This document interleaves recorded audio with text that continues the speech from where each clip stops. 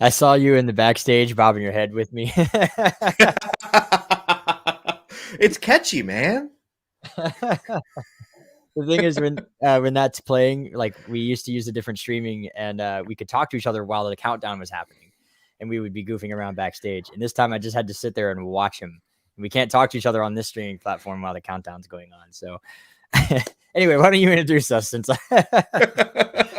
Good evening and welcome everyone to another edition of Killing the Church Live, where we talk about controversial topics, especially namely things that in Christianity are, we believe, killing the church or need to be killed in the church. And well, tonight's going to be another one of those hot button issues. yes. But before that, as per the usual, in my glass right now, I finally got some Samuel Adams Cold Snap. Samuel Adams. Yes. Always a good decision. Always a good decision. I like the cup. Yep. I'll never forget the time that, so yeah, you remember the time that well, I went to go and grab some beer and I was like, what kind of beer do you want? And you were like, I don't know, surprise me. And so I'm like pacing the store. I'm pacing the beer aisle looking for something that like both of us would like. And I turned and saw Sam Adams, and I literally in my head went, Samuel Adams. Always a good decision. Yeah, it's been like an inside joke between you and I for a while now because of that. Because you came back and told me that story, and I was like, I mean, you're not wrong. Right. But then For me, I was gonna say ahead. for my scotch tonight that I'll probably be enjoying later and at the after party, which is not scotch this time, it is bourbon. Mr. Evan Williams. Yes. Kentucky Straight. Yes. Excuse me. Well, currently I'm having a cold snap, but this is my drink of choice for tonight. The Johnny Walker Green Label, 15-year. This is probably my number one favorite Johnny Walker scotch, period. Of all of them, like I've had the Blue Label, right? Like the even more than the Blue Label.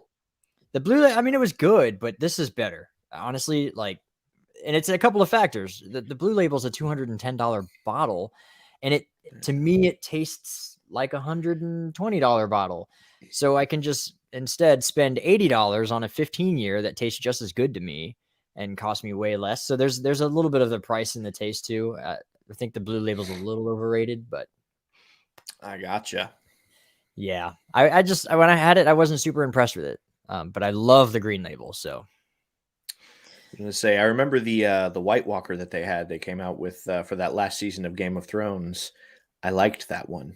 That wasn't bad. That was the only whiskey that I've ever seen that was advertised that you had they had to drink it cold, which is weird. Usually whiskeys don't tell you to drink it cold. Right. It was you had to ice it and then kind of slowly drink it over time as it warms up, and then the flavors kind of all open up as it's warming up. It's a journey. The cold suppresses taste. And that's why all of the garbage beers are advertised as being the coldest. Right. Because good beer, you can drink room temperature. Yeah. Right. Like a Guinness. Mm-hmm. But so anyway, now that we're done, I guess we're done there. Done taking a crap on certain beers. Introduce our topic. Because we could go on about crappy beers all day. I mean, that's one of my favorite topics to talk about is the beers that I hate. But surprise, tonight's episode is about garbage beer. No, I'm kidding.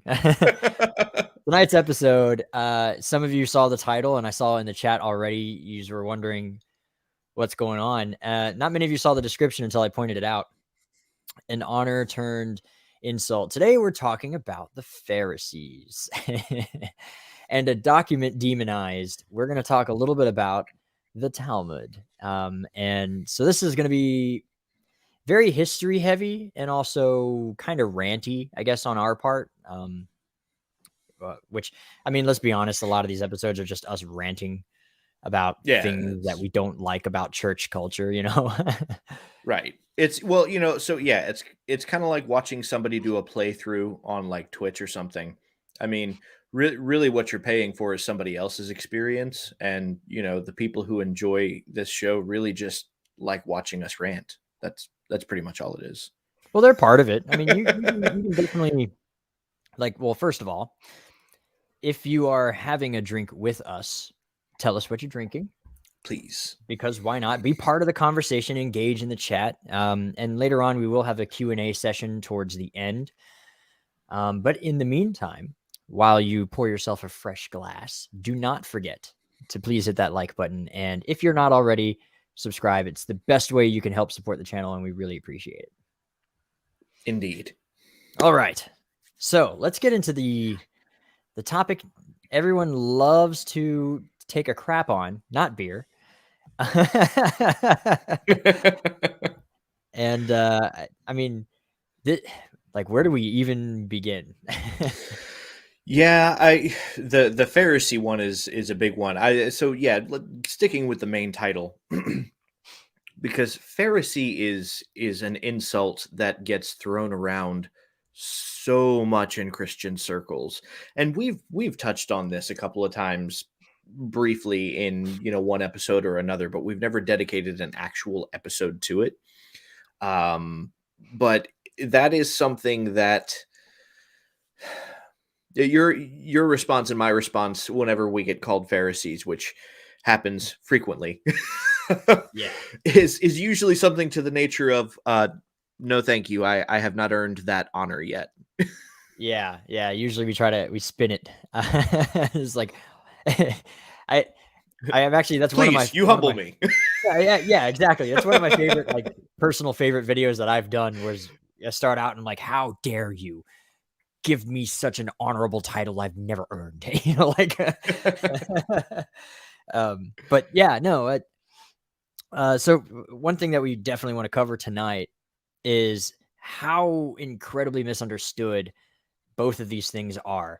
The document that is birthed out of the Pharisees, as well as the Pharisees themselves. And I guess first and foremost, we should cover things that people don't know about Phariseeism, which is actually quite a lot. So we might be here a minute.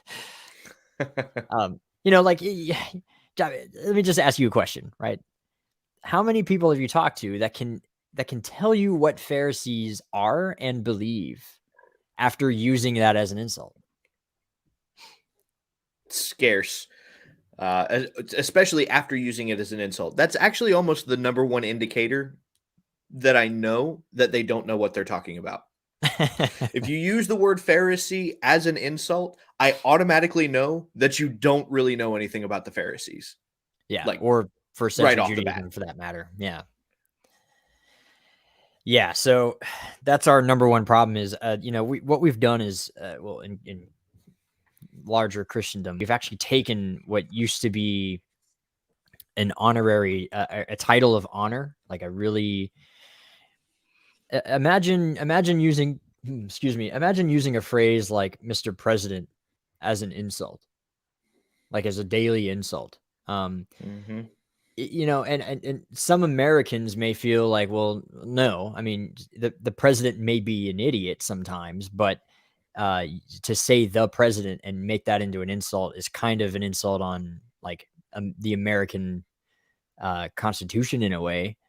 You know what I mean? Like, that's kind of what you've done. You've taken a title that really doesn't have its own particular philosophy specifically. I mean, there's some things that just, if you're a Pharisee, you absolutely believe, but there's so many different versions of Phariseeism. Phariseeism was by no means monolithic. So it's about, like, saying Mr. President, right? It fits a certain group of people, but it by no means gives you the entire picture of the person. Right.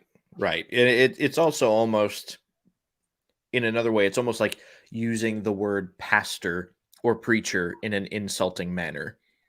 These are things that just, it doesn't make sense to us today. So why would we be doing it with an ancient title that it doesn't make sense? Yeah. And of course, and I think you and I are probably going to make a little bit of a case for this here too, as we get into the beliefs of Pharisees. But again, not a monolithic title. But we're going to talk That a little bit about how Jesus was very likely a Pharisee. right. And so you're kind of doing a couple of things when you use it as an insult. Again, as you said before, it's when you use it as an insult, you sort of demonstrate how little you know about it. It's interesting. Right. It's and that is another thing. Typically, when people use it as an insult, I automatically know that they think that the Pharisees were a monolithic group, and Yeah. that unfortunately is most of Christendom. Most lay Christians think that the Pharisees were a monolithic group. Actually, worse still, they think that the Pharisees and the Sadducees were kind of sort of on the same team, and Yeah, that's at least some Christians I've met will at least know the difference that the Sadducees don't believe in a resurrection, but that's like the only thing they know about the two right. about Like the that two. was the one distinguishing factor. Yeah. Which is interesting. So, what is let's first indicate how does one become a Pharisee? And then we'll move on to what they believe. How does that sound? That sounds great. Cool. Um, everybody open your Bibles to Luke. We're going to talk about how one becomes a Pharisee. No. So if those of you familiar with the early childhood narrative, in it, I believe it's Luke anyway, where he's 12 years old in the temple. Yeah. Yeah, Yeah. that's Luke's account. So yeah. Correct. So to the starting process, right? There's actually a Talmudic tractate that kind of goes into a little bit of more detail. I think it's in Pirkei Avot actually about what age you should be ready for certain things. And this is where we get the idea of a bar mitzvah at 13. The Pirkei Avot says that 13 you should be ready for the commandments. Yep. So bar mitzvah, son of the commandments in Aramaic. But yeah, so it's around about the age of 12 or 13. Now, in first century antiquity, that age was not a solid, like it had to be 13. It could be anywhere between like the area between like 12 and 15. It kind of depended on the individual. As I understand, they reckoned age differently too from how we do. Rather than numerating your age based on the number of years you have completed in your life as a born human being. It was rather by the year that you were in. So as opposed to being, I would say that I'm 30 years old because it's been 30 years since I was born. Whereas, as I understand in the ancient world, I would actually be considered 31 because I am in my 31st year of life. Yeah, there's because there was no zero age, right? The concept of zero is actually fairly new, but so they would say like, yeah, he's one this year, and he would be one all year until he turned one to us, and then he would be turning two. He'd be two for the rest of the year. He'd be two all year. So it's kind of like it's a little bit of a small culture change, I think. But even that being said, so if he's said that he's 12, he was either in his 12th year or 12. Small detail, Right. but again, to start becoming a Pharisee, this is the age. Once you hit your bar mitzvah, you sort of decide at that point what you're going to do. Now, the common thing to do was to, if you were a good or not a good father, like the pressure was on, but commonly what a father would do is try to do what he could to make sure the firstborn got a full education. Right. So Jesus is the firstborn of Joseph. So Joseph likely would have made sure that Yeshua went to a good rabbinic school. They weren't called rabbinic schools yet, but a good rabbinic school because he would be expected to be head of the family when Joseph eventually passes away because he's the next one in line. Right. And so, and then the same thing, like the firstborn of every family would usually try to be the one that would kind of be the head of the family, right? So that's a Right. very And common thing. I think it's also worth noting too that most Pharisees had a trade that they worked in also. So the idea of Yeshua being a carpenter or a stonemason, as some have come to conclude, is not in any way in conflict with his having attended a Pharisaic school of thought, or been under one of the Pharisaic houses, as it were. And as a matter of fact, that actually places him in good company with certain of the well-known Pharisees of his day. Yeah, like Shammai, actually, who was a carpenter or a I believe stonemason. Hillel was also, wasn't he? I'm not entirely sure what Hillel's trade was. So yeah, I think he was, because there's this list of criteria that people like to point out. Being a first century rabbi who was very famous and taught loving one's neighbor, and whose mother was in the lineage of David, who was a carpenter, who, right, like, and so, like, you get all of these things, and oh yeah, I think had a disciple or a contemporary whose name was John, right, and so, like, you're getting this picture of Jesus, but actually all of these criteria apply to Hillel the Great. Yeah, a few Pharisees, but particularly, yeah. And actually, so, like, just for a little bit of like historical context, at the time that Jesus was about 12, given what we know about his birth date being around like -3 to +6, so 3 BC or 6 AD. This kind of depends on what math you use, but right around in this time, Jesus is about 12 years old. Hillel is head of the Sanhedrin. He is the Nasi, which is president. Yeah, prince or president, as it's commonly referred to in translation. Yeah, head chairman. If we kind of use this idea, I've talked about this in a few videos of mine already, that I think that Jesus was likely trained as a Hillelite Pharisee. Of course, everyone, well, when you're the Son of God, you don't need training. Okay, doesn't matter if you received training, then you're trained.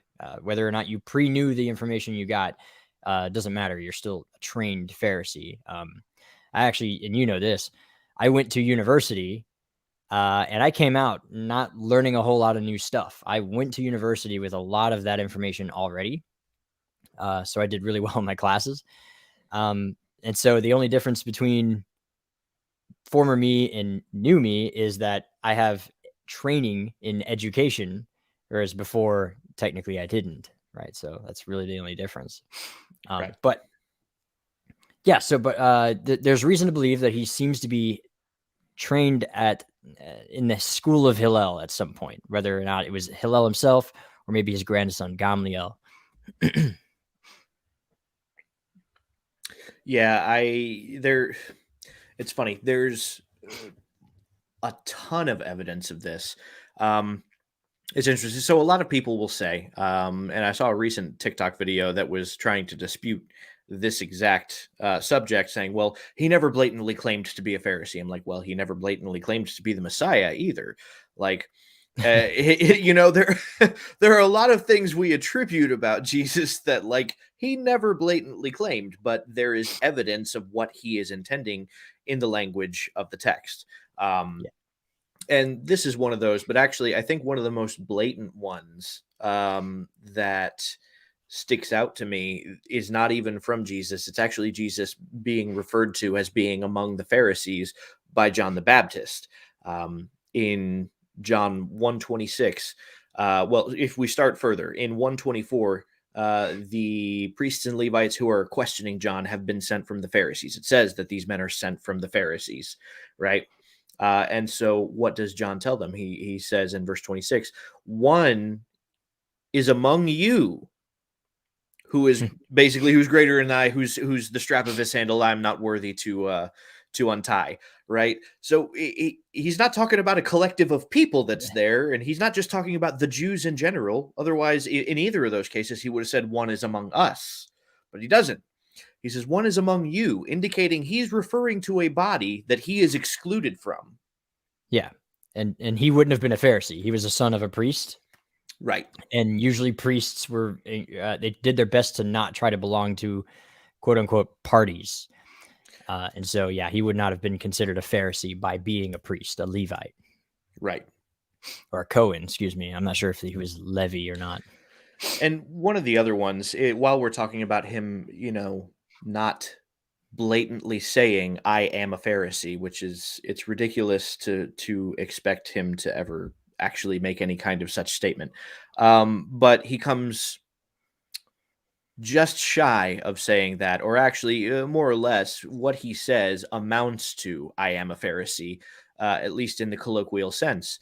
When in Mark, he is asked, "What is the greatest commandment?" Which this is also confirmed by the other synoptics, but I like Mark's example specifically because his answer begins with the Shema, and Mm-hmm.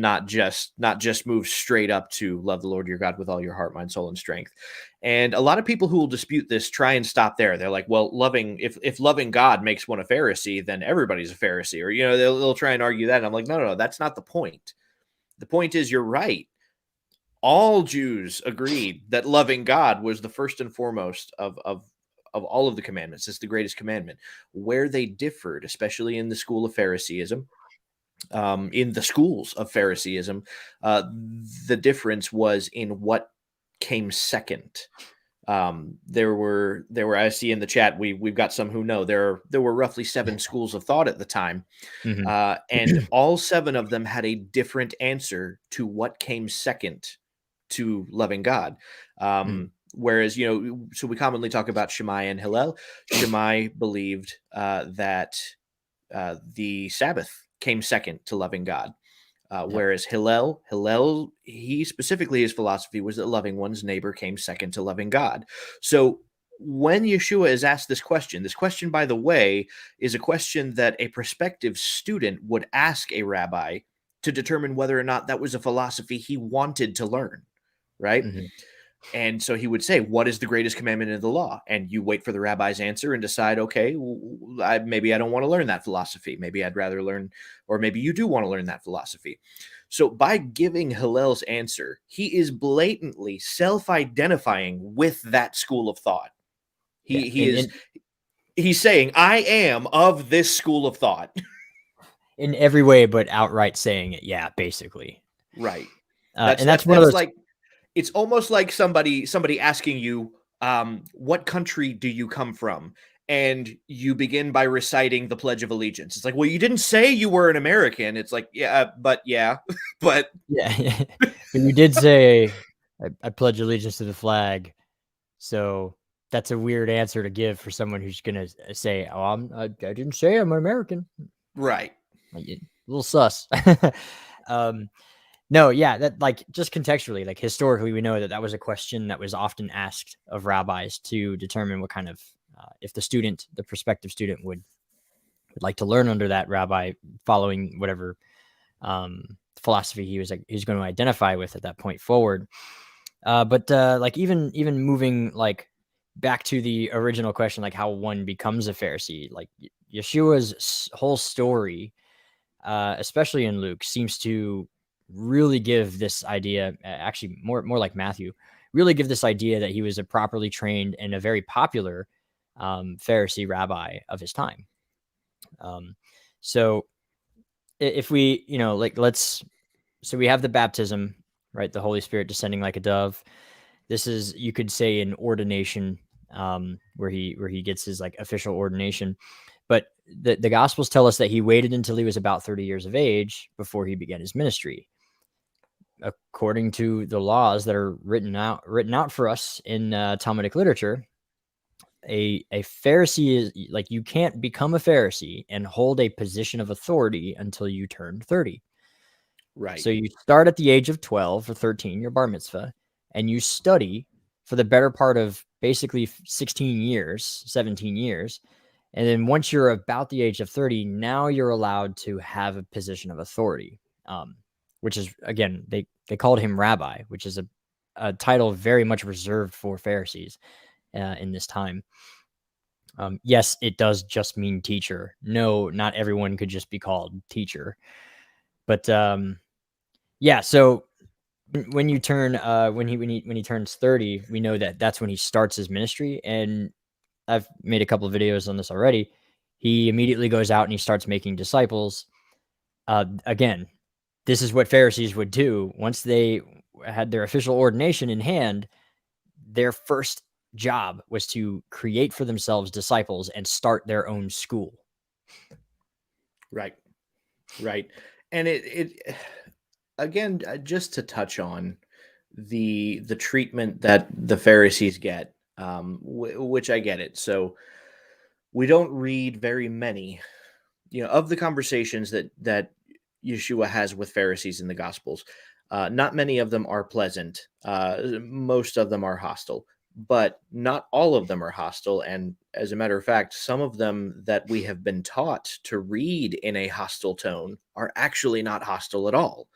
At least if you read the scenario that's going on, it's not hostile. Like the example that I just gave in Mark is, what we see happen in this chapter is Yeshua addresses the Sadducees about a dispute, regarding the resurrection, which was a difference between the Sadducees and Pharisees. And he gives them a really good answer. And seeing that he answered the Sadducees so well on this one subject that the Pharisees and Sadducees had been raging in arguments about for years by this point, suddenly a Pharisee gets curious to know, okay, so I see that he's got the resurrection down. Let's figure out what school of thought he comes from. What is his philosophy, right? What position does he take among us as Pharisees, right? Yeah. So he asks him this question, right? I was taught to read that as like, oh, well, he was actually trying to pick up the slack that his buddy, the Sadducee, had just dropped, right? He saw that his buddy, the Sadducee, just got schooled, and so he had to go and get his back, Yeah. Not right? And so buddy. he was trying to trip Jesus up by asking him a contradictory question, like, like it's amazing that I actually read it that way for so long, and I'm ashamed to say that. Well, we're all human. But You more than me. I'm kidding. But to touch on that, right? So I get it. We have examples of good Pharisees, bad Pharisees.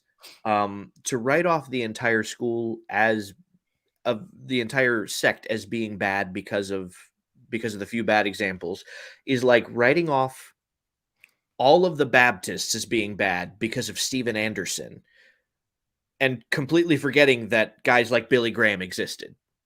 Right? They're both Baptists, but they're not the same kind of Baptist. The that's kind of another another huge indicator to us. Jesus' disciples eating with unwashed hands, and the Pharisees come to him and they say, "Why do your disciples?" Right? They go straight to him. The society back then was very hierarchical. It was a Yeah. hierarchy. There were classes of citizens and people. You don't just like a Pharisee would not just talk to another person like that. It would be Pharisee on Pharisee. They would only talk to him if they recognized him as a fellow, as a friend. Like there's a bunch of the fact that they address him and not his disciples shows that one, they recognize that he is the authority over them as a fellow, right? So it's like an officer to officer relationship. You never talk to the enlisted men of another officer without first going through the officer, right? And things like when they say, why does he eat with tax collectors? Well, Pharisees never eat with tax collectors. So the fact that they ask the question presumes that they see him as a peer.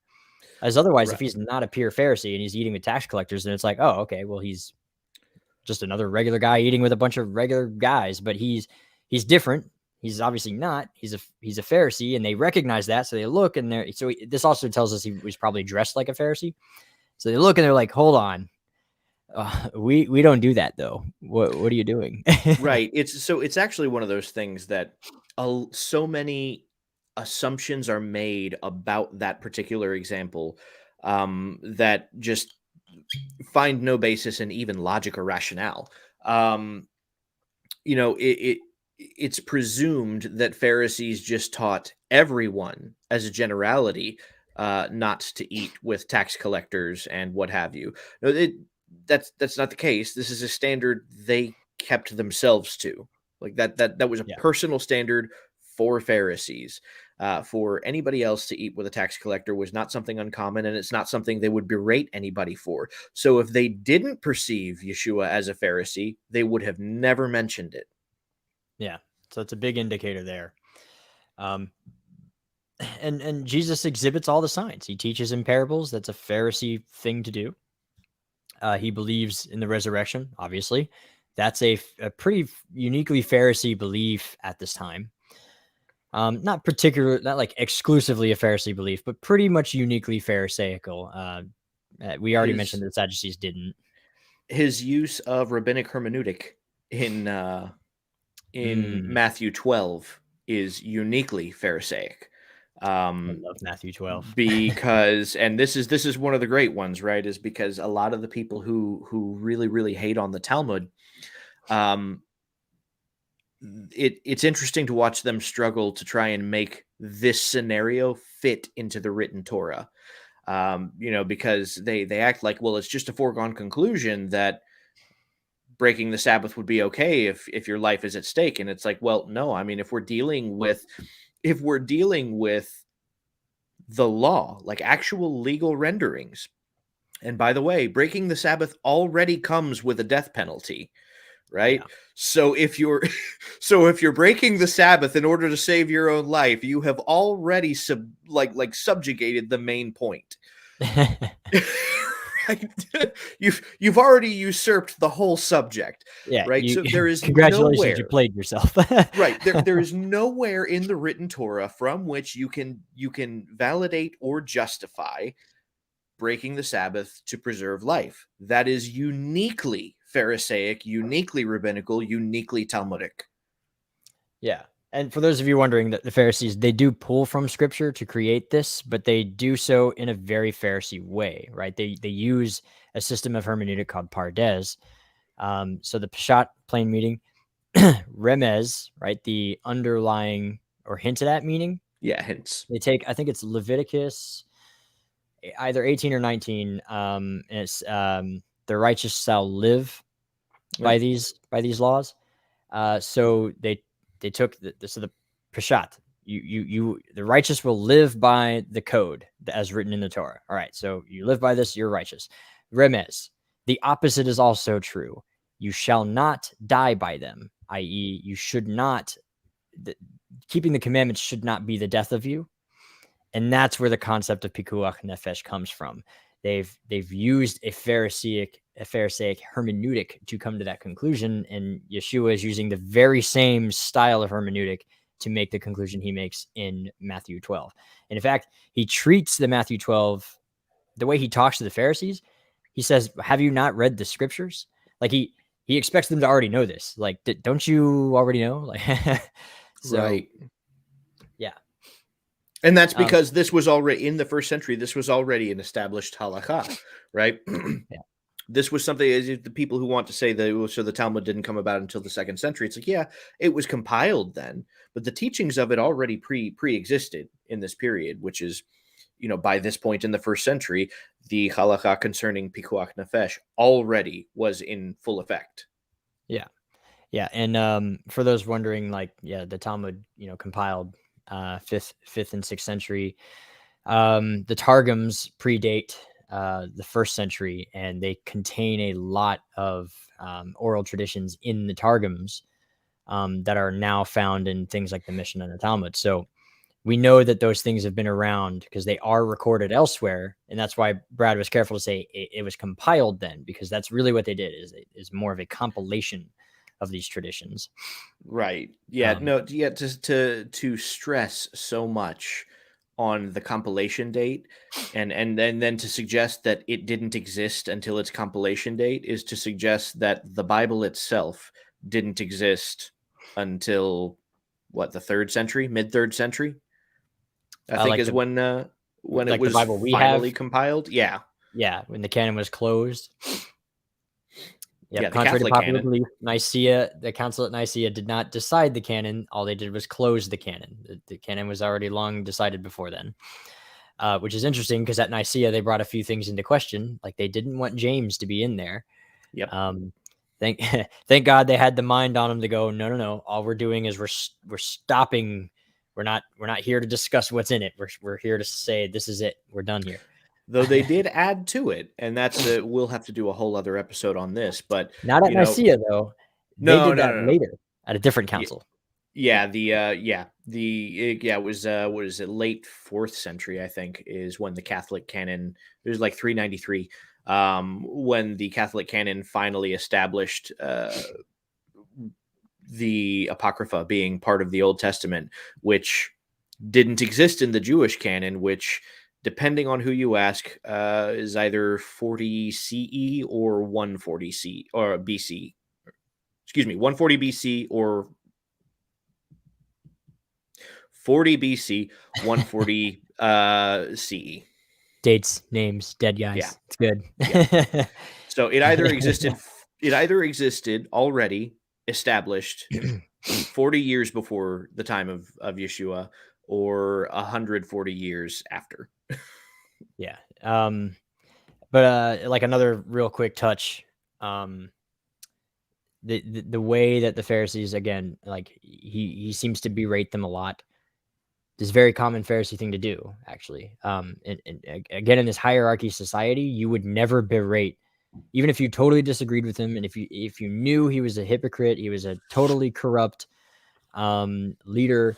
The fact is, he is still in a position of authority. So you are not in a position to berate him or try to shame him or put him on, you're not in that position. You don't do that. No, you would never do that. It would be the death of you. It would actually quite literally probably lead to your death via the Sanhedrin. Yeah. So you don't do that. Only peers could talk to each other that way. Right. So that's another thing I see frequently used as like a proof text that he wasn't a Pharisee, is like, see how harshly he spoke to them here, here, and here. And I'm like, have you ever read the Talmud? Yeah, holy cow. It's like, this is how they speaking. speak to each other all the time. Have you been to a shul? Right. That's it.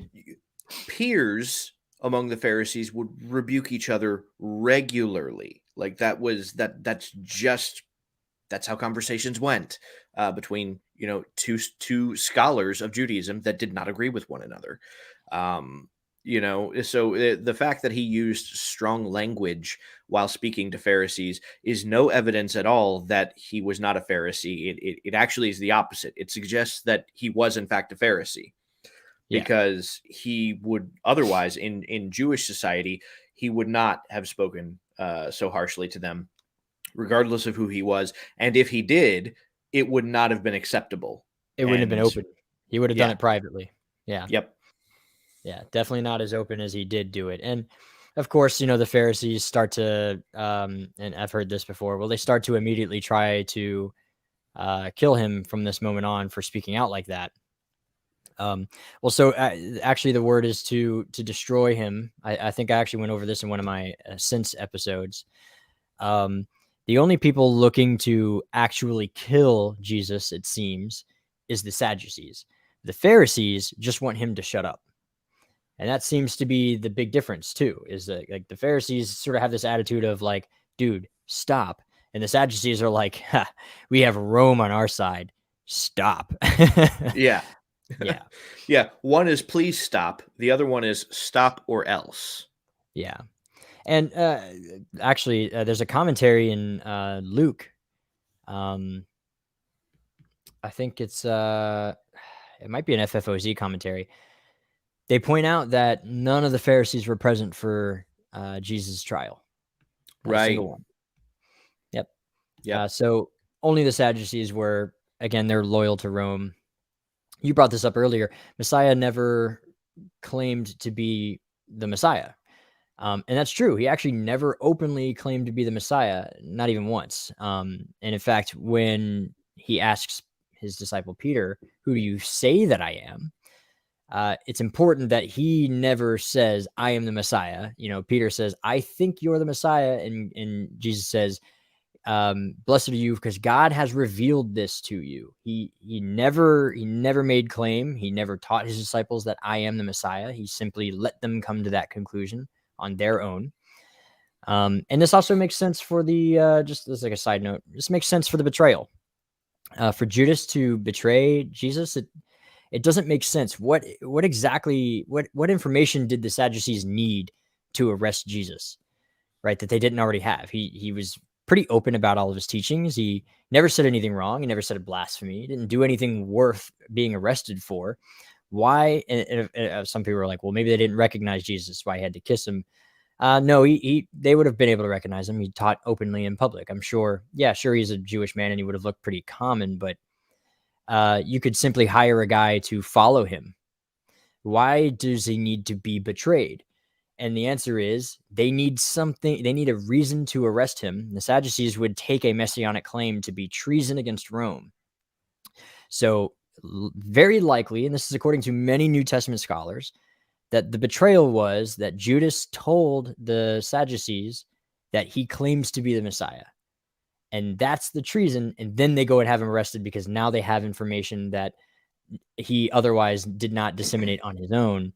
And then, of course, they take him into the court and they question him about it. And because he thinks that he is the Messiah, he can't deny it. And so then he gets himself killed for it. That's right. So like, yeah, he never claimed to be the Messiah. That's an important detail. It doesn't mean he's not, right? So he never claimed to be a Pharisee. An important detail doesn't mean that he's not. Right. Yeah. Sorry, I ranted there for a little bit. I should have played the banner. Yeah, you really should. You should have played it. Play it. Okay, fine.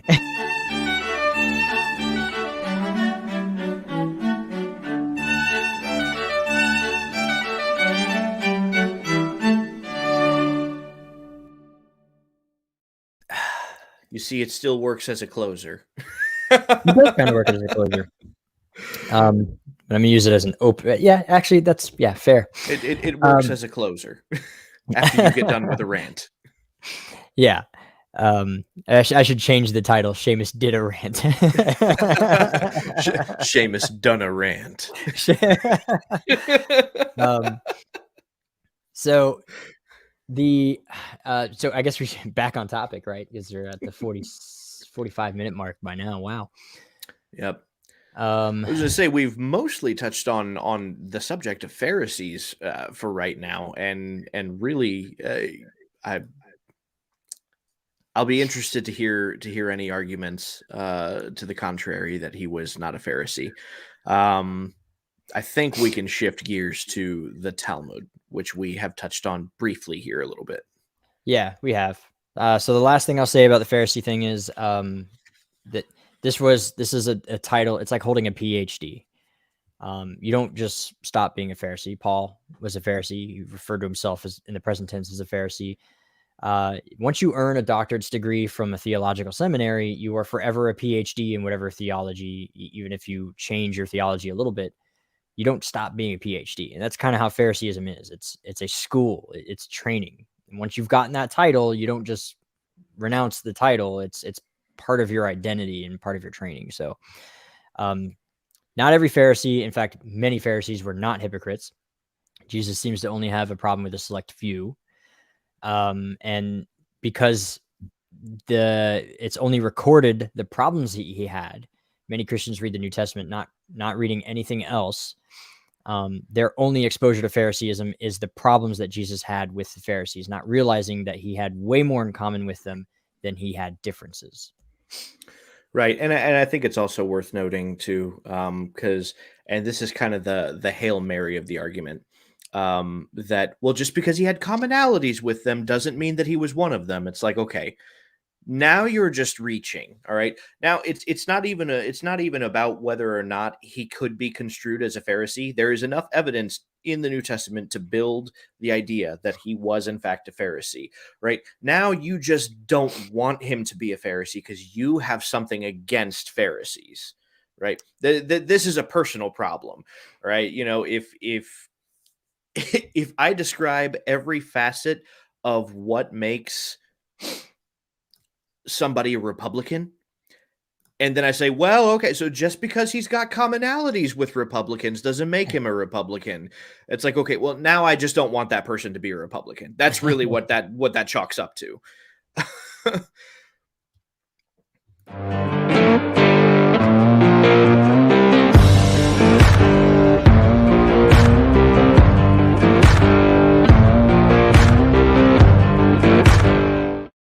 Brad did a rant.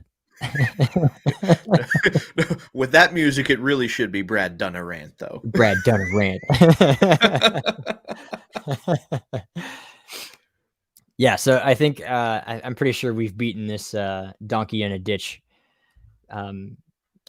enough times. So yeah, we should use the remainder of our time to talk a little bit about like the Talmud, because this is Right. another heavily demonized, very, very misunderstood. Like if people that talk bad about the Talmud have never read it or they don't understand it.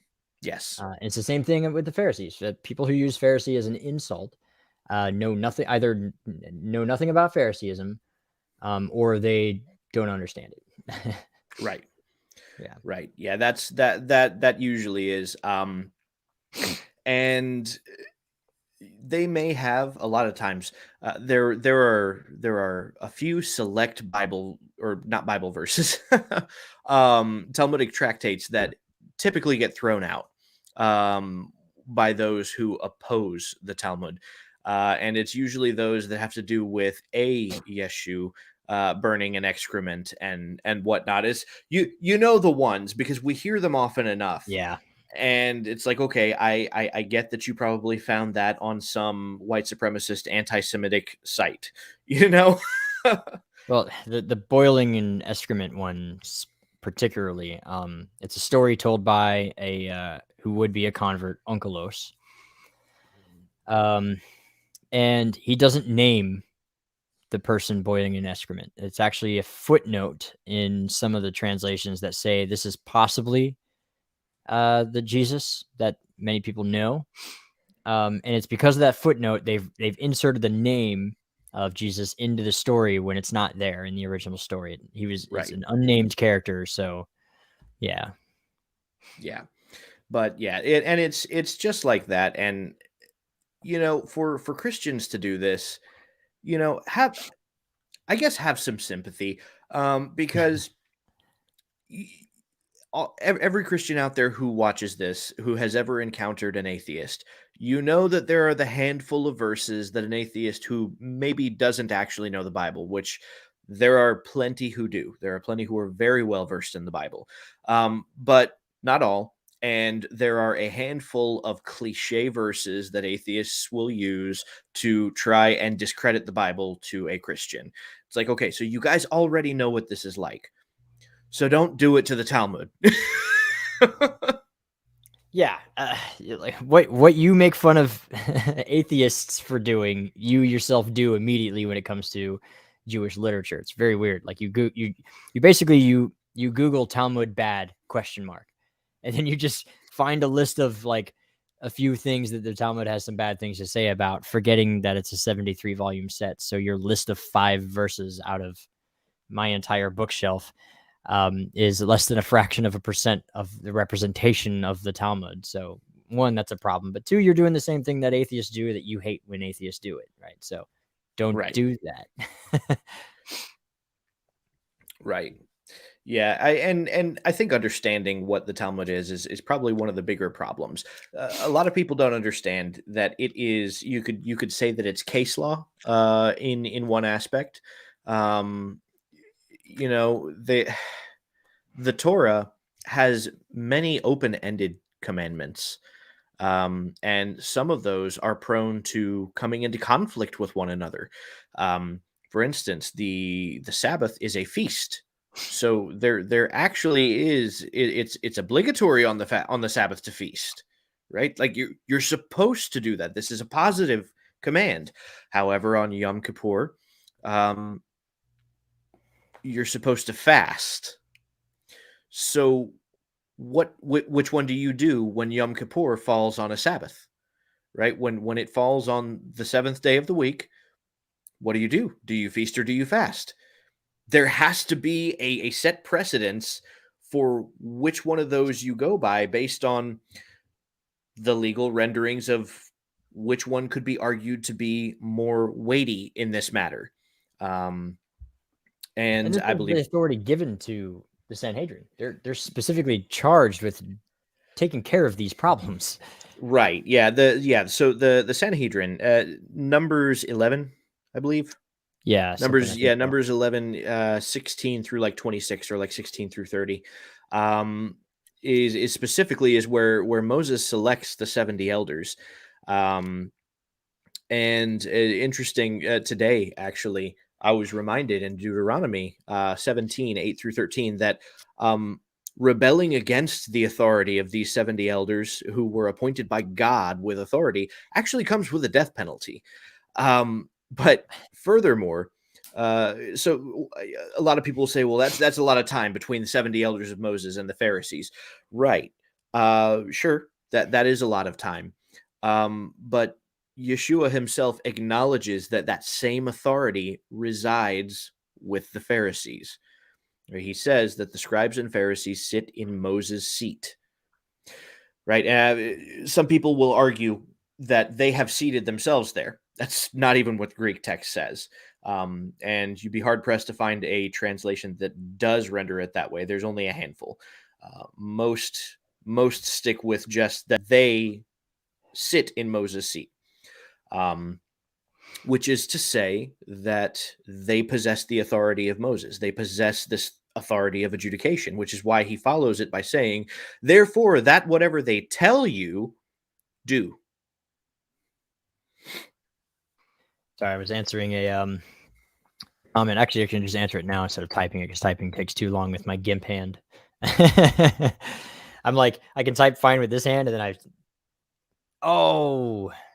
What happened? Apparently my camera has died. You can still hear me though, right? Yes. Okay. Well, it's a shame we don't have a crude drawing of you. Yeah. So I'm going to continue talking though, and try to fix this, because my camera's plugged in, so it shouldn't have died. That doesn't make sense. But anyway, the question is, it's from here. I'm trying to look for the original question. Here it is. And he replies with, I am. I asked for the exact reference. The only reference is actually from Mark 14:61, where he's in, where he basically makes, he's in his trial, and they ask him if he's the Messiah, and he answers with this, I am. Now in Matthew, he says, you have said it. But this is the only time we see him openly admitting to it, and he is on trial. So yeah, he and for him to lie would be a violation of Torah. Right. And well, not only he's on trial at this point, which the entire purpose to him not claiming it at any point prior to would be to avoid a trial. So, we're here we're at a trial. I'm gonna see if I can get this camera working. Maybe. Hey. Possibly. Yeah, I don't know how long it'll last. We'll see. But yeah, hopefully. Anyway, so that's what was that before we hit that question? We had a segue that totally got ruined by my camera taking off. Man, I just forgot too. Well, we were kind of discussing the Talmud, what it is, the precedence of legal renderings, and the fact that the authority of these legal renderings is the Pharisees. They hold it. Yeah, and we've said this actually a couple of times. If you like, whether you're Christian or not, for those of you in the audience that are Torah observant, understand that you cannot be Torah observant without having this established court system to help you. And by that, we mean there's so many commandments that are written in the Torah that have zero explanation on how you're supposed to do these things. My favorite example is remember the Sabbath and keep it holy. Well, that's two separate commands. Remember the Sabbath and keep it holy. So how do you do both of those things? How does one remember the Sabbath, and how does one keep it holy? You can scour the text. You won't find an answer.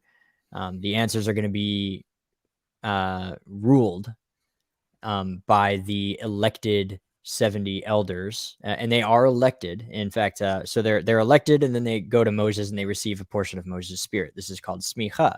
So they are literally given the authority. In fact, the Torah calls the Sanhedrin by the word Elohim.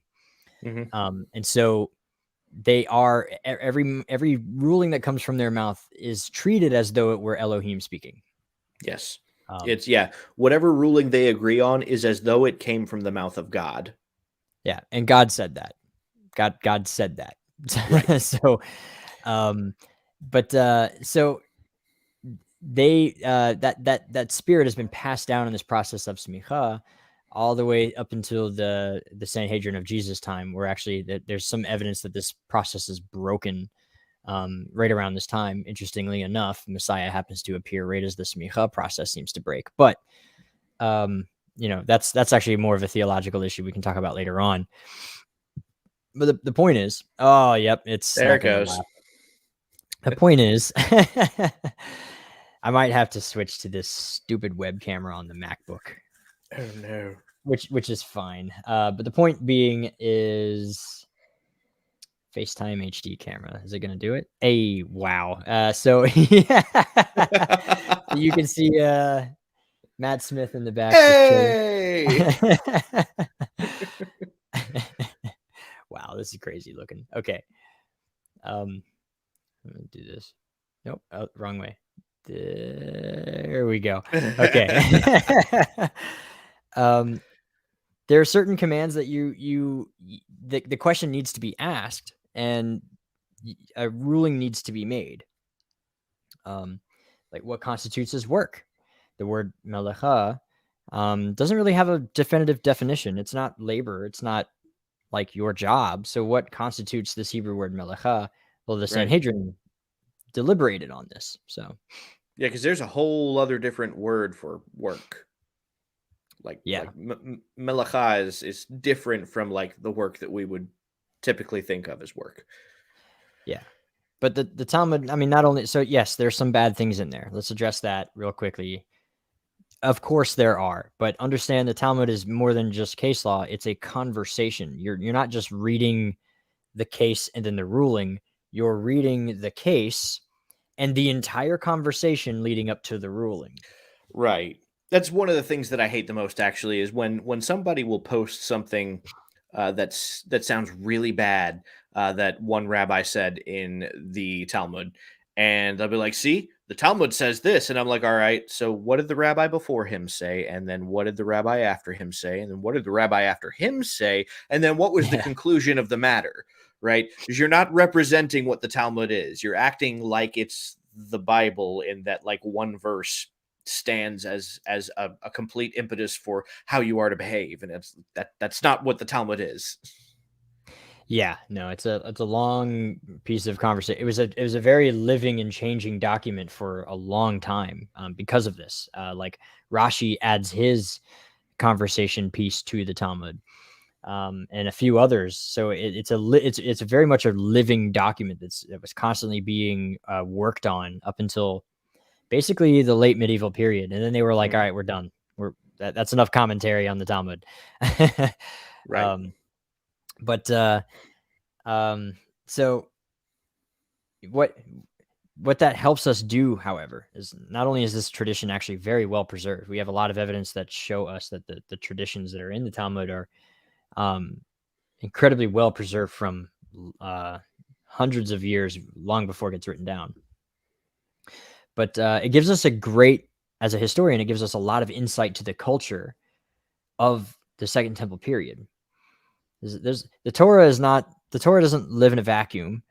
The Torah is a document within its own culture. There is a Torah culture, and so that comes with its own idioms, its own colloquialisms, its own practices that are part of the growing up of the culture of the Torah. I had a commenter on my TikTok actually say she had never heard of the Shema until she had some lesson on a YouTube video or something tell her about it. And so she had only read the Torah by herself and didn't realize that Deuteronomy 6:4 was the most important verse of the entire document. Right. And that is to say that there's this whole culture that comes with this. Like there's parts of it that are liturgy that are in prayers, the daily prayers, parts of it that are meant to be taken more literally than others. And the Talmud brings us back into the culture of what it meant to them when they read it. And that's a very important thing for us to have. Without that document, we would have no idea what the first century Jews were thinking when they read those passages. Right. So that it's incredibly important. It gets so demonized, but every single, and this is me going on another rant, but I'm on a roll, so I'm not going to interrupt it.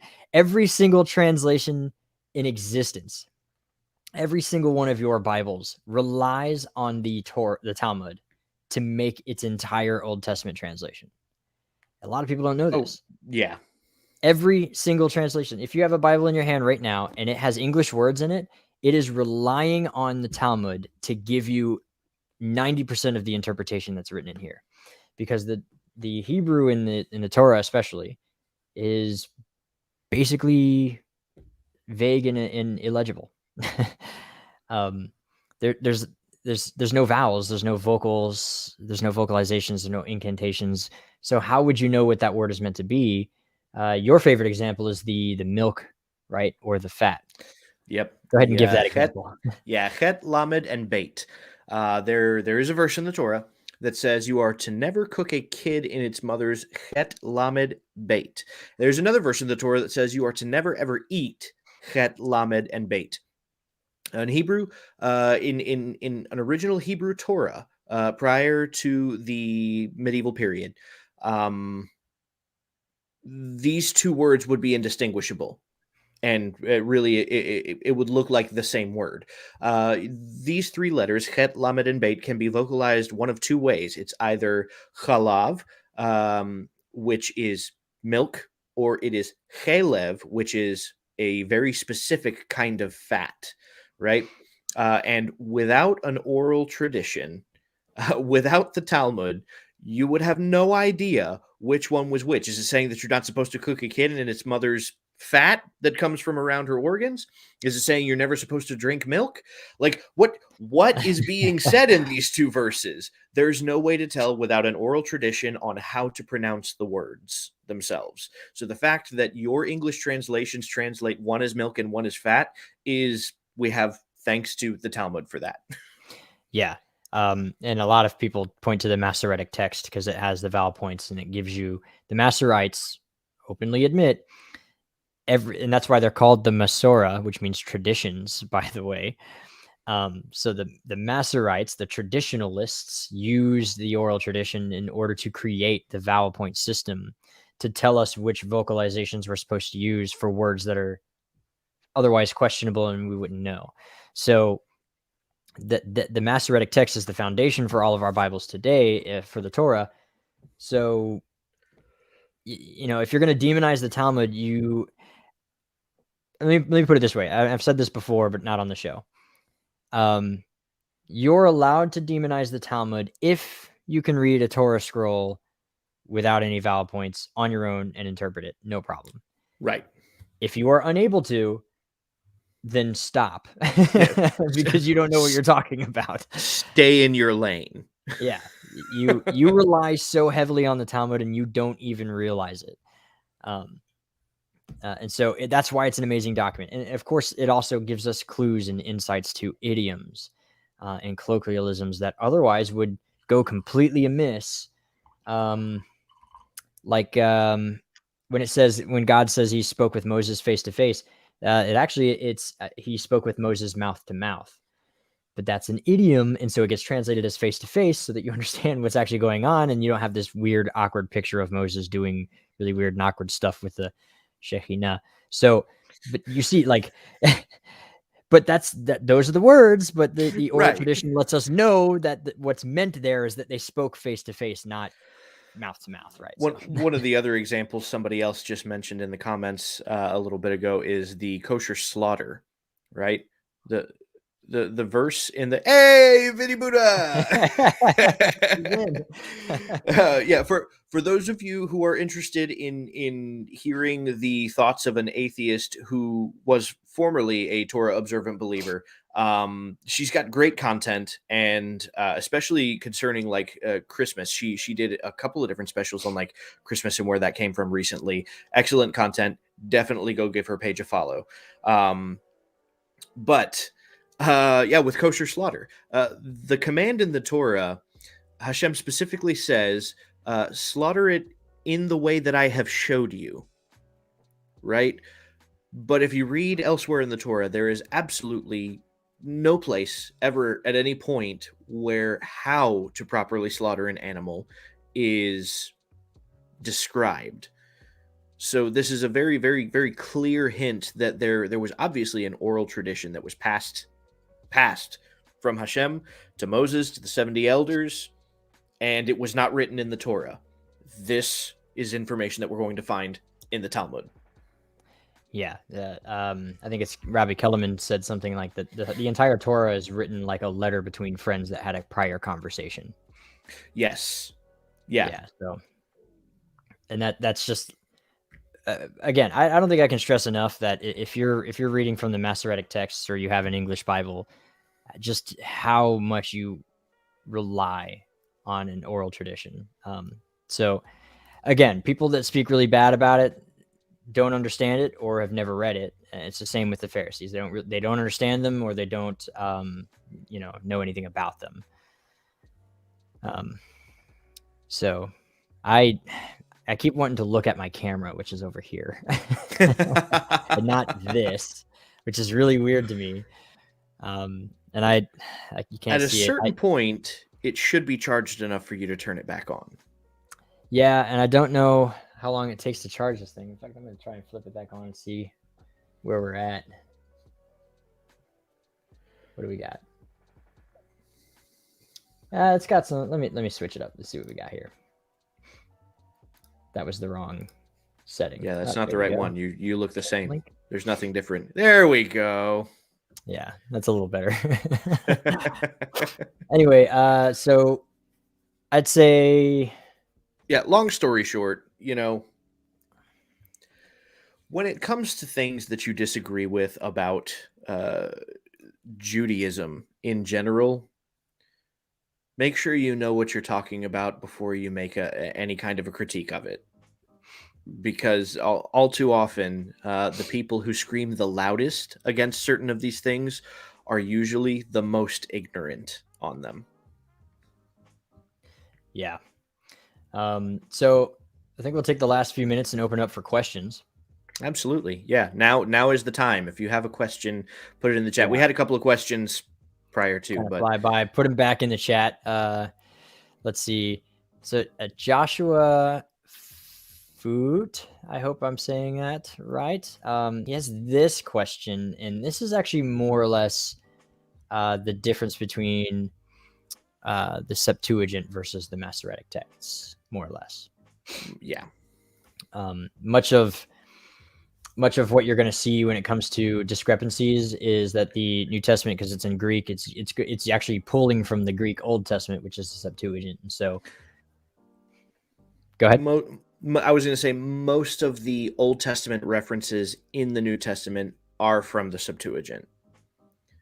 There are very few that will match up identically with the Hebrew text, which there are different thoughts on that. I have my own thoughts on that, especially concerning certain of the letters of the New Testament that seem to have a much more Hebraic history outside of the Greek manuscripts.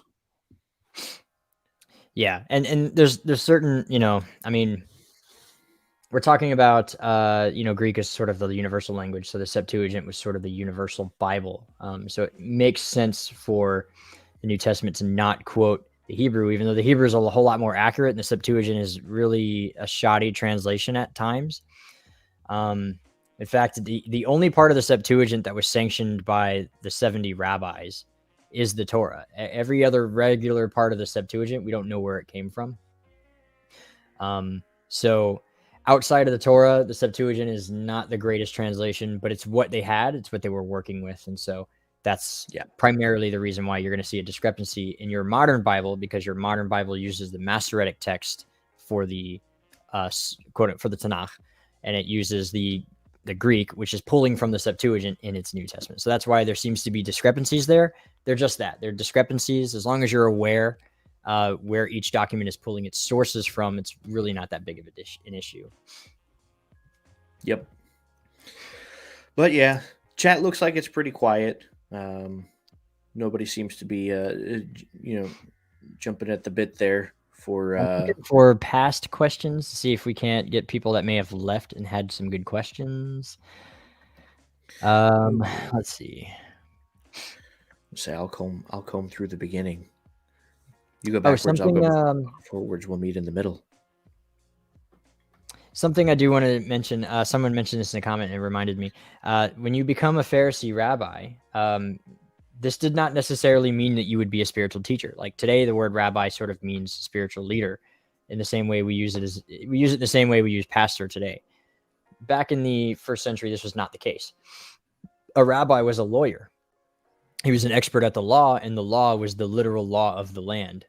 And so the rabbi would represent you in the court systems, because he was the expert at the law. So he would be your lawyer. And in fact, you'll see that Paul sends lawyers to deliver some of his letters and explain some of his letters. Lawyer and rabbi are interchangeable. It's very much a authoritative position. It did not necessarily mean spiritual leader at the time. There are many rabbis who were spiritual leaders, like Hillel and Rabban Gamliel. But the title of the rabbi was more or less like the same as like saying a lawyer. Because that was your primary job, was to be an expert at the law. So if somebody brought you before the Sanhedrin on charges, you would find yourself a rabbi to represent you as your lawyer, because he knows the law better than you, right? You're a commoner. You've never read the thing. You've only heard it read once a year. So you don't know it all that well. So yeah, it's a governing system. It's its own internal governing system. So I just wanted to mention that. Man, that I need to make that Seamus does a rant thing a shorter video if I'm going to keep doing this. Yeah. We need to make a that was just a nightmare video too. I found the video. Here's one new. That is a fantastic video. One of my favorites. Yeah. One of my absolute favorites, because you know what, that was the video that convinced me, actually. Which is why, like, I totally understand the anti-Talmudic position. I used to have that position. But yeah, I was shown just the first 20 minutes of that video and was utterly blown away by the bit about Rashi and his interpretation of Bereshit, which blew my mind at the time. So I watched the rest of it, and I pride myself in my ability to find holes in other people's arguments. I'm good at arguing, and I couldn't do it. I couldn't find a single hole in the logic or reasoning that he presented. It was an absolute airtight case, and it was like, okay, well, I guess that's what it is. And it actually bothered me. I didn't like it. Because okay. So I'm reading a book called Spy the Lie. And it's about how to like spot when people are lying to you, which is interesting. It's written by a CIA agent who used to do non-confrontational interviews. So it's about like using it in everyday, not using it in like an interrogation setting. But he quoted, he says, people don't believe in lies because they have to, but they do because they want to. And that, like, I was like, oh, wow. You know, like it's so obvious, but it was profound at the same time. And I remember thinking, when I saw that video, I was like, no, That can't be right. There's no way. Oh, here's what I remember, because I sent that to you and and another friend in the same night, and it was already late at night, and you guys started watching it like 20 minutes later. My phone's blowing up, and they're both like, "Screw you, Brad." It's 11:30 at night, and I've still got an hour to go. So, I feel like this is actually more of a question. Are you familiar with Michael Heiser's newer work? Not, so when you say newer work, what do you mean? Are you talking about the two Yahwehs? So that's his I think that's his most recent one. Right. Yeah. So you are familiar with Michael Heiser. I actually I'm yeah. I have expected you not to be. Like, Michael Heiser's my area. Like, as the historian, that's usually like my sort of. You and so the other Torah practicing people watching who like study Judaism will be able to confirm this, especially those active on TikTok. You can't go into any kind of Christian circle and present knowledge about Judaism without being asked if you've heard of Michael Heiser. I've actually I've never been confronted with somebody. This is actually the first time, especially in a public setting, that anyone's asked me about Michael Heiser, and you happen to be here. I'm familiar with a lot of his stuff, but no one's ever asked me about him until today. It predominantly hinges on presupposing modern Christian concepts and projecting them into the Tanakh. Basically, it assumes the modern Christian position, projects it into the Tanakh, and says, well, this is what early Jews believed. Well, he does use he does pull from Kabbalistic material as well. I've actually, when I read from his material, I was sort of like, well, he seems to be picking the material that sounds Christian enough that he could get away with it. Right. You know, but to answer this question, we should do a Patreon exclusive on that particular topic, because that's going to be a very heavy, like, researched one there. On Michael Heiser's work. But we can definitely do something like that, like throw it up on the Patreon, and then in a couple of weeks put it on YouTube for the world to see. Absolutely. But something like that, I think we should let our Patreons have like a little bit of the first dibs. First access. Especially, you know, again, that's going to take a lot of work to get that one, I think. Because this person's still alive, right? So we don't want to misrepresent his position and then have him on the show just to berate us for berating him or something like that. He's actually not that hard to get a hold of. But anyway, yeah. So I think to answer that question, I think we can. I got another Trinitarian question here. Yeah, Joshua Foote. Yeah, he's got one. I see it. And that's actually a video for that, though. So just real quick, I'm gonna go ahead and give you the answer, man. They have literally handed you the bat to beat them with. By acknowledging that God is spirit, which when they retort that, they are referring to God, what they call God the Father, right? By acknowledging that God the Father is spirit, they've now disqualified any possible reason why the Holy Spirit should be something separate from the Father. Oh, I've heard you use this argument before. Like, God is spirit, so it's redundant. It's a ridiculous redundancy. Yeah. Question: are there known legal conclusions made in the Talmud that would go against the teachings of Yeshua, the interpretation of who is my neighbor, for example? So that's not a good example. That's actually Jesus seems to agree with Hillel. So that's the thing. Everything that Jesus taught actually is a Pharisaic teaching. You'd be hard-pressed to find a single teaching of his that doesn't fall in line with one of the Pharisaic schools of thought. Most notably, about 99%, he taught in line with Beit Hillel. The only time we can note that he absolutely deviated from the philosophy of Beit Hillel, he happened to be aligning with Beit Shammai. So either way, it's a Pharisaic teaching. Yeah, either way, yeah. But to answer this question, there are a couple of rulings that are in the Talmud that I think myself and Brad would say that would be in discrepancy with Yeshua's teaching, but not in direct contradiction. And by that I mean like Tim Hegg. If you look at he has tefillin, and they're very small, right? And modern Judaism has these really rather large tefillin, and of course Tim Hegg's reasoning for this is because he seems to kind of like, hey, to the Pharisees, like, hey, you make your stuff really big for people to see, and so Tim Hegg got like a smaller version. So there's no discrepancy that believers should be wearing tefillin. It's just like the size, right? That's kind of like a thing that it's an issue of modesty at that point. Yeah.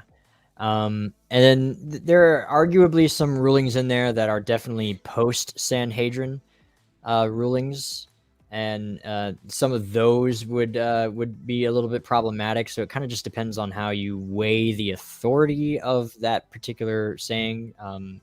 So by that I mean, like, when the Sanhedrin was a thing, any ruling that the Sanhedrin made would be held as authoritative. Any post-Sanhedrin ruling was usually up for debate anyway, which is why the Talmud was a living document for a very long time, because there wasn't a Sanhedrin after, I think, like 300, or the Sanhedrin, it was officially outlawed and they stopped meeting at Yavna, and it was all sorts of issues and problems. And so, but it's a 73 volume document. It's really hard to generalize this question. So forgive us for being long-winded. Yeah. I mean, and that's the thing, is there, not every rabbi who says something in the Talmud necessarily agreed with every ruling that the Talmud concludes. That's why there is argument and discussion all throughout the Talmud. Yeah. Last one, and I think we'll call it. So I thought neighbor was interpreted in the Talmud as fellow Jew, and Yeshua seems to say fellow man. Am I wrong? A little. The difference is Yeshua seems to he uses a different type of illustration, but he comes to the same conclusion that the Talmud does. So the Talmud just kind of outright says your fellow Jew. But you look at the way Yeshua seems to, there it is again. There we go. That's fine. I'll switch it over. Yeshua seems to use an illustration to help people come to that conclusion on their own, on who counts as a fellow. And he doesn't say mankind. He's not saying everyone is your fellow. The question is, who was this man's neighbor? And the answer is the one who showed him mercy. And so that, again, who were the ones that weren't his neighbor were the fellow Jews who were treating him like dirt and garbage. So all he's doing is he's specifying it's not just your fellow, right? Like your fellow Jew. And a Samaritan is kind of considered a Jew, technically. But like a half the idea is, what's that? Like a half-breed almost, like I a half think. Jew, yeah. But the point that he's driving at is it's not just your fellow Jew, because if your fellow Jew hates you, then he's not your fellow. So it's people that are on your side, that are, willing to help you and stretch out their hand, Jew or not. That's not to say all mankind is your neighbor. He's saying the one who showed him mercy, right? Those who are on your side, who are there for you, are your fellow. So it's kind of the same thing. It's just a slightly different spin on that interpretation, but it's essentially the same thing. Today we would say your fellow Christian, right? To kind of put it in the same sense. I would actually quote the Talmud on this to further add light. Do it. Because in Tractate Shabbat 31a, Hillel is speaking to a Gentile who has asked him to teach him the whole of the Torah while he stands on one leg, which is a hermeneutic and hyperbole to say, teach it to me really fast. Like, sum it all up in one statement. You have 2 minutes, go. That's what it means. Yeah. And Hillel responded, that which is hateful to you, do not do to your neighbor. And he's speaking to a Gentile, mind you, at this point. That's a great point. Look at that. That's awesome Talmud stuff right there. The OG golden rule. Yo. The Talmud is so full of richness. Actually, the more once you obviously learn how to Google past the garbage and actually read it, you've actually gifted me 2 volumes, which I'm thankful for. Thank you. Yes. Yeah, it was last Hanukkah, I think it was. Yep. Yeah. I don't remember which ones you have now. So I have all of the Shabbat tractates. Now I just need the Berachot tractates. okay. Yeah. Don't buy them because I don't know what my wife's gonna get me. So let me. Dang it. Yeah. You need to coordinate that with her. Right. Yeah, we're gonna have to coordinate. Anyway, I think hour and a half. We're at time.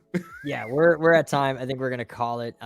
So I'm gonna go ahead and show off our lovely Patreon supporters, patrons. Yes. I'm so bad at this. Thank you to all of you who donate. Your generosity is incredibly appreciated here, and you make this possible. And it's because of stuff like this we can do a lot of giveaways. We're actually starting the process of getting our own book going. Yes. We do our own commentaries individually, and you guys help make that possible. So thank you to all the Talmudim and the scholars, our top tier supporters. You guys rock. This is your shout out, and may Hashem bless you abundantly for your generous donations. Absolutely. Anyway, I got a little bit left in my glass. If you're a Patreon supporter, we have the after party after this. And if you're not, well, maybe consider becoming one and join us in the after party. Come hang out with us. Membership start at $1. Also, you'll be entered into the drawing. We're doing a drawing on Purim, a bookshelf starter kit. Easily $526, I think it was, worth of books in the starter kit we're giving away. And only Patreons can be in the drawing, and it doesn't matter what tier you're giving at, you're automatically entered into the drawing for the bookshelf giveaway. So you have spirits. Oh yes, I do. So yeah, I'm really looking forward to actually seeing how the giveaway works out for Purim, because Purim is gift giving holiday, right? So I'm stoked. I'm stoked about that. But anyway, all that being said, thank you guys for joining us for this live. It has been awesome, and l'chaim. L'chaim.